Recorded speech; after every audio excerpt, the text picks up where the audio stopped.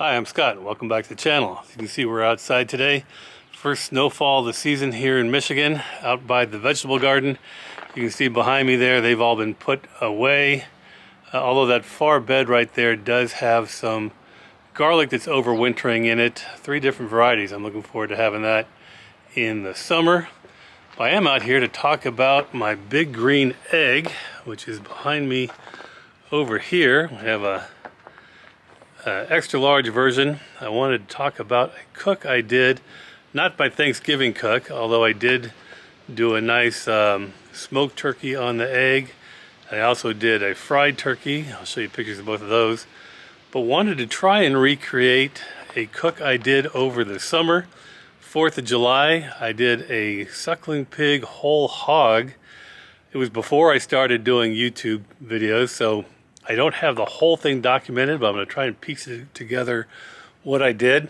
We had my son and 12 of his football player teammates from the University of Nebraska and their girlfriends here, so it was quite a crew.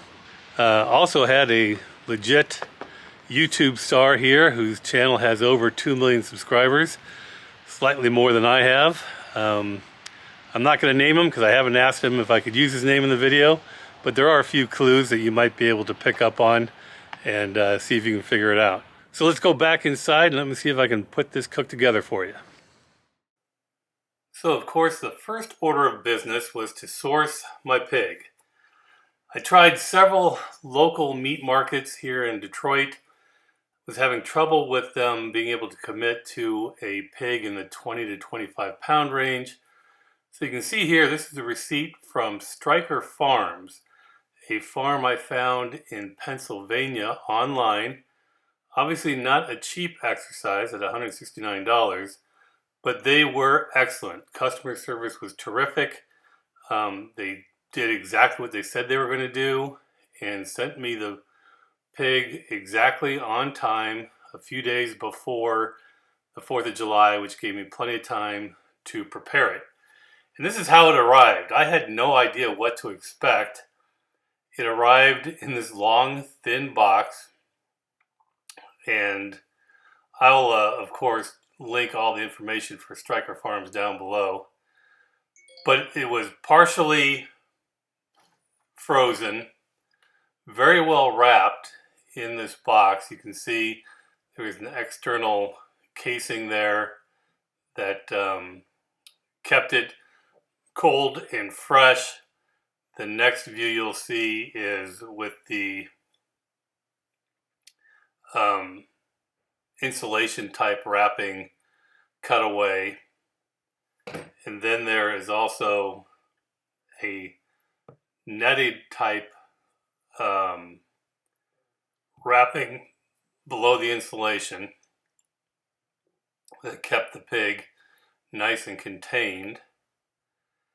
And then underneath the netting wrap was another layer of plastic wrapping, again keeping him fresh. So here we can finally see him in all of his glory, perfectly prepped, completely free of any type of hair. I don't show it here, but he's been obviously gutted. He's cut underneath the entire length of his body, which is important for some of the next steps in the process, primarily the brining and then stuffing him prior to cooking. Brining was a fairly simple process of any brine type recipe that you might have. I think I used 2 parts salt, like 2 cups of salt for 1 cup of sugar per gallon of water. Ice, I put in some apple cider vinegar and was able to fold him over and place him inside a large cooler where he brined overnight, about 24 hours total in the cooler, and that had him nice and prepped. I took him out the next day when it was time to cook him, washed him down, and then although you can't see it here, I stuffed him in the cavity with a bunch of different aromatics, some cut up onions, apples, celery, carrots, really to help him cook thoroughly through and evenly. If you leave the cavity open, then it won't cook as evenly all the way through. Then as you see here, we folded him over. I tied him up with some twine, surgically just tied up the cut along the bottom there, folded him over into this crouching pig position, and set him on top of this roasting pan, into which I just cubed up some golden potatoes and put some onion in there as well, with the intent that he was going to cook over these potatoes for the next 5 or 6 hours. And let me tell you, that was almost the best part of the meal. The potatoes that came out from underneath this guy after all of this cooking.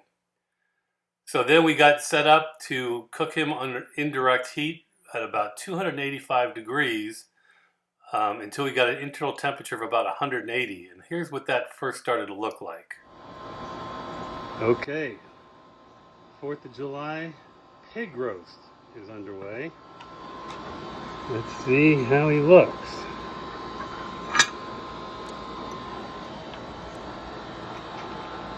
Yeah, baby. See you back in 5 hours or so. Now here you can see the temperature probe in the pig. I've obviously tented his ears with some tinfoil to keep them from burning off. Also placed a ball of tinfoil in his mouth to help hold the mouth open, which of course allows for placing the apple in the mouth for the presentation portion of the meal. And as I said, I was going for a temperature of about 280 degrees or so where I was cooking him, looking for an internal temperature of about 180, and didn't know exactly how long it would take. I was guessing 5 hours. It took closer to 6. Okay, 6 hours later, Wilbur is looking good. More to come. And as you can see here, he did look good. Cooked all the way through. A beautiful golden brown color. And then it was time to bring him in and begin the carving process. You'll see him here on the table, the apple in his mouth. I decided the best way to carve him was simply to split the skin across the top and fold it down over the shoulders and the rear, and just allow everyone to come and pick at him at their pleasure, which really worked out great. Some people will take all the meat out and chop it up, but we felt it'd be better to allow people to come and just pick what kind of pig they wanted. And it's really interesting. You can tell the difference from one portion of the pig to the next. And they had a really good time doing it. You can see as we progress along here, he became skinnier and skinnier as everyone was digging into him, to the point when we were done, there was very, very little left. Really an excellent cook, and everyone enjoyed it. Something I would definitely want to do again. And that'll be a wrap. That was one of the most fun, most challenging cooks I ever made, and possibly the most delicious. Something I would very much recommend you try next time you have a big group together and want to make a statement meal. So I look forward to seeing you again sometime soon here in the arena.